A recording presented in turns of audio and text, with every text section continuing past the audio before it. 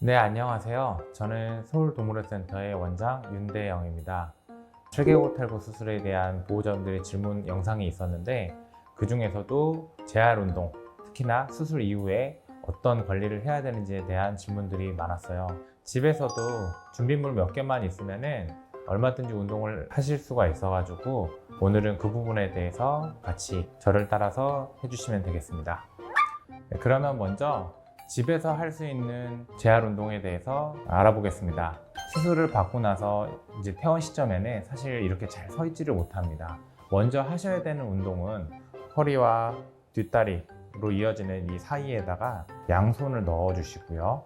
그러면 거기 지금 보호자분이 만지시는 부위가 이제 우리가 말하는 이제 앞쪽 대퇴사두근 쪽입니다. 그래서 여기에 손을 살짝 갖다 대시면요, 애들이 다리를 자연스럽게 쭉 피게 돼요.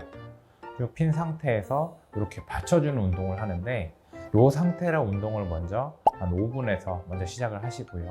그게 잘 된다고 느껴지시면 한 10분, 15분까지 쭉 늘려나갈 겁니다. 한쪽만 수술한 경우도 있는데요. 그런 경우에는 보통 아픈 다리 계속 들고 있기 때문에 안 아픈 다리 한쪽을 살짝 잡아서요. 그리고 무게중심에서 멀어지도록 뒤쪽으로 살짝만 빼시고, 여기서의 포인트는 절대로 이 다리에 힘을 많이 주셔가지고 우리 아이를 들고 있다는 느낌이 나시면 됩니다. 그래서 다리만 살짝 잡아준다는 느낌으로 하시면은 아픈 다리로 계속 딛겠죠. 이렇게 운동을 해주시면 될 것 같습니다. 그 다음에 이제 하시라고 안내해 드리는 건, 왜 우리가 깁스를 오래 하고 나면은 이렇게 식으로 팔목이나 손목이 잘 안 움직이잖아요. 그래서 그거를 계속 구부렸다 펴졌다 하는 운동을 하는 건데, 그걸 똑같이 강아지들도 같이 해줘야 됩니다. 이렇게 안아주시고요. 그리고 다리 한쪽을 잡고 쭉 폈다가 이제 구부렸다가 쭉 폈다가 구부렸다가 이런 식으로 해주시는데, 절대로 속도를 빨리 하시면 안 되고요.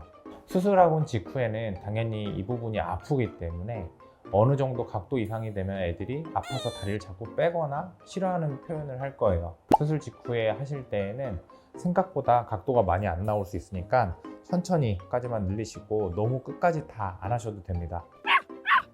이제 운동은 아니고 열심히 운동을 시켰으니까 마사지를 해서 풀어주는 거예요. 뒤쪽 허벅지, 그리고 종아리, 그리고 특히나 수술을 받고 난 말단 부위인 발목이 많이 붓습니다. 이쪽 부분을 마사지를 잘 해주셔야 돼요. 붓기가 많이 안 빠져 있다, 계속 불편하다 그러면 택배를 시키면 아이스팩이 많이 오잖아요. 얇은 수건이나 헝겊 같은 걸로 감아서요, 수술할 부분 데에다가 이렇게 대주시면 됩니다. 보통 슬개골 수술을 받으면 앞쪽에 봉합사가 있을 텐데, 여기에는 물이 닿으면 오염되거나 감염될 수가 있으니까 냉찜질 하실 때 이 부분을 피해서 해주시면 좋을 것 같습니다. 그리고 지금부터는 기구를 이용하는 운동을 같이 알아볼게요. 이 사이즈를 먼저 정해야 되는데요. 지금의 사이즈는 여기 팔꿈치 라인에 있는 정도의 높이를 먼저 써보세요. 그렇게 하고 이 볼 위에 앞발만 올려서요, 허리, 몸통을 잘 잡아주시고요. 그러면 이렇게 뒷다리로 체중을 많이 실게 됩니다. 이 상태에서 이제 서 있는 운동을 하는 거고, 그냥 맨 바닥에서 하는 운동보다는 뒷다리 하중이 많이 걸리기 때문에 이제 운동 강도가 좀 더 세다고 보시면 되고요. 자, 그 다음 이제 짐볼, 높은 짐볼인데요. 이거의 높이를 이제 보실 때에는 여기 어깨 높이까지 올라오는 거를 구매를 해주시면 되고요. 강아지의 어깨 쪽을 만졌을 때 만져지는 뼈가 있을 거예요. 그게 이제 우리가 말하는 날개뼈입니다. 날개뼈 조금 아래쪽까지 오는 높이를 사용하시면 되고요. 똑같이 아까 전처럼 이런 식으로 앞다리를만 올리고 버티는 훈련을 이제 하시면 돼요. 시간은 동일하게 10분에서 15분 정도 해주시면 되겠습니다.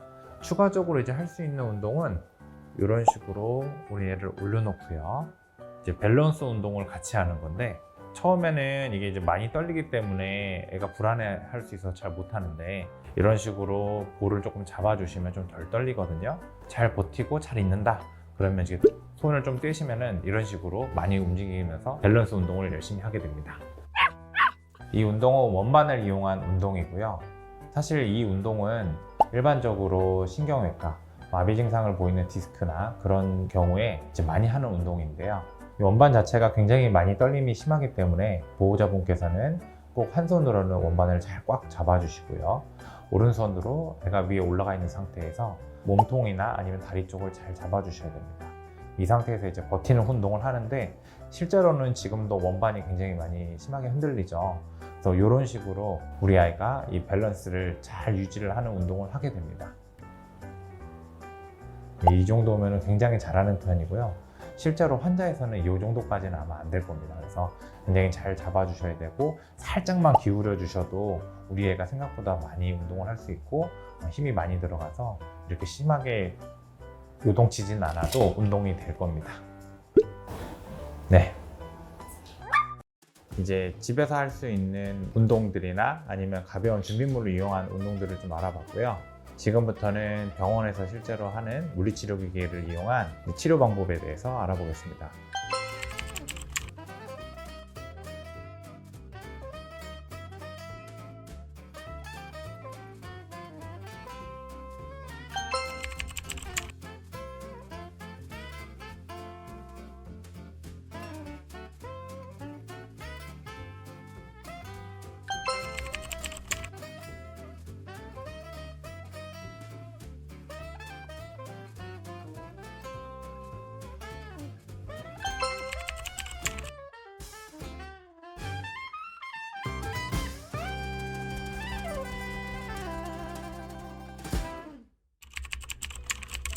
동의서를 작성하시기 전까지 계속 물어보시는 질문이에요. 우리 애는 언제부터 목욕할 수 있어요? 언제부터 산책할 수 있죠? 실제적으로 이제 산책 운동 같은 경우에는 교과서 상으로는 한 2주에서 3주 정도면 원래는 할 수 있다고 나와 있어요. 그렇지만 문제는 왠지는 모르겠는데 우리나라 애들은 산책을 나가면요 보통 보호자를 끌고 갑니다. 그래서 이때 다리 힘이 굉장히 많이 들어가기 때문에 사고가 나는 경우를 제가 몇 번 봤었어요. 그 이후로는 산책 시기를 조금 더 늦추고 안전해지는 시기인 한 6주, 물론 이제 경우에 따라서 좀 더 빨라질 수도 있고 늦을 수 있지만 평균적으로 제가 보호자분께는 6주 정도 이후에는 산책 운동을 하면서 이제 근력 강화를 이제 해야 된다고 안내를 해드리고요. 산책을 아무래도 조금 늦게 시작하다 보니까 집에만 하루 종일 누워 있거나 다리를 쓰지 않으면 근육이 많이 빠질 거라 아까 말씀드린 재활 운동 방법을 꾸준히 시켜주셔야 돼요. 무조건 하셔야 됩니다. 왜냐하면 서 있는 운동이 잘 되고 애가 다리를 어느 정도 쓸 수 있게 만들어줘야 그 다음에 이제 걷는 게 되는 거예요. 사람도 보면은 깐난 애기들 바로 걷는 게 아니라 기어 다니고 한 번씩 일어나고 그 다음에 걷는 거잖아요. 똑같이 재활 운동도 그런 과정이라고 보시면 돼요.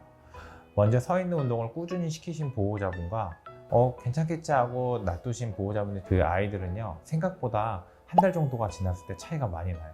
그래서 꼭 보여드린 운동 방법이나 이런 것들을 어느 정도는 해주셔야 아이도 빨리 걷고 나중에 산책에 나갔을 때도 다리를 절지 않고 이제 잘 다닐 겁니다. 가장 많은 실수가 이제 진료를 보다 보면은 저는 이제 한 달 정도까지는 집에서 소파에 뛰어 올라간다든지 누가 왔을 때 갑자기 뛰쳐나간다든지 이런 것들을 못하게끔 제지를 해달라고 설명을 드려요. 이거를 이제 안 지키시는 분들이 굉장히 많아서 그때 사고가 많이 나고요. 제 생각에는 대부분 슬개골 재탈구가 되는 경우는 이때 일어난다고 생각을 합니다. 네, 지금까지 집에서 할 수 있는 재활 운동과 그리고 재활 기구를 이용한 또 운동 방법 다 알려드렸고요. 이제 집에서 잘 운동이 안 되거나 했을 때 병원에서 물리치료 기계를 이용을 해서 어떻게 재활을 도움을 줄 수 있는지에 대해서 알아봤습니다. 여기까지 영상 시청해 주셔서 감사합니다.